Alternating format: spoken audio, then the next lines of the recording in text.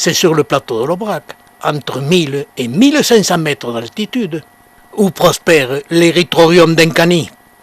Pour pouvoir admirer cette espèce, dès la fin de l'hiver à la fonte des neiges, il faut parcourir ces immenses étendues et parfois rencontrer Maître Goupil, étonné de voir un humain sur ses propriétés, qui sont son domaine de chasse. Et dès la fonte des neiges, les premiers végétaux à reprendre vie, ce sont les Erythrorium dencani, et ce sera dès le mois de mars suivant les années.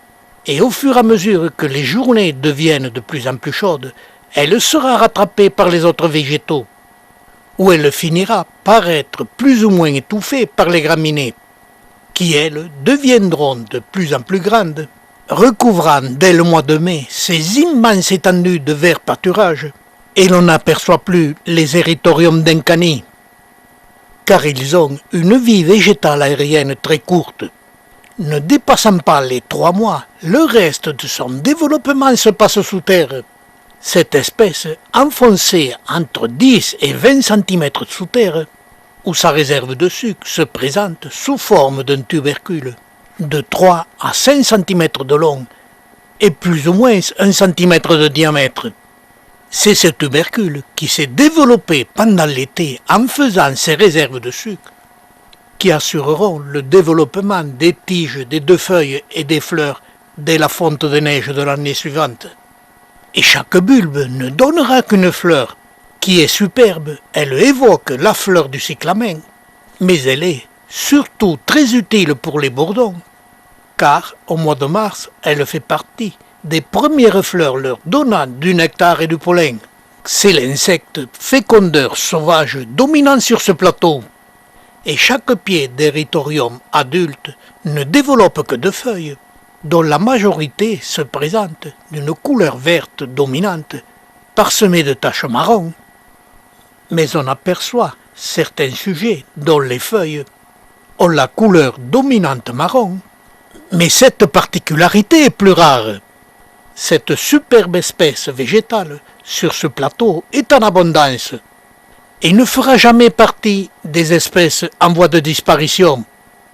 Pour la bonne et simple raison, sa vie aérienne étant très courte, elle a terminé son cycle de développement fin mai début juin, et c'est l'époque où nos ruminants ont l'autorisation d'aller brouter ces immenses pâturages. Et l'Erythrorium dencani, lui, a fini son cycle de vie aérien et annuel. Si la majorité de cette espèce prospère sur les étendues de ces prairies, l'Erythrorium dencani prospère aussi dans les bois de bouleau clairsemés.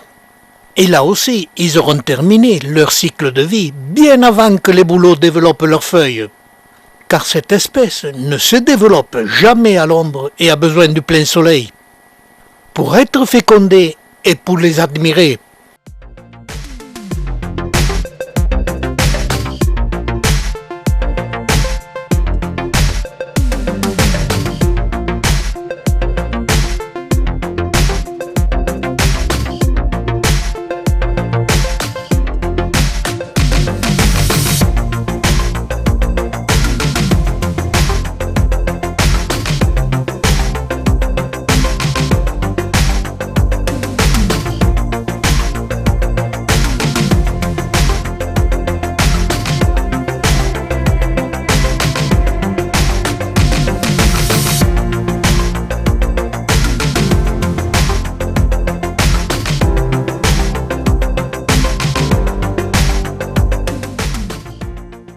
et cette espèce développe parfois des fleurs blanches. Mais sur le plateau de l'Aubrac, ces fleurs blanches, je ne les ai vues que dans les secteurs boisés de bouleaux, et dont les 2 feuilles, elles, sont toutes vertes, ce qui signifie qu'il y a un rapport entre ces taches brunes et la couleur des fleurs. Mais suivant le temps, ces fleurs sont toutes fanées au mois de mai, et les bourdons ont été très utiles, car la plupart des fleurs sont fécondées et donnent des fruits qui rappellent les fruits des jonquilles, ce qui classe cette espèce dans la famille des amarylliacées. Ces fruits mûrissent rapidement en donnant des petites graines noires Et début juin, dans la nature, il n'y a plus de traces de cette espèce, que ce soit dans les bois ou dans les prairies. Sa vie aérienne est très courte et elles fleurissent en même temps que les personnages,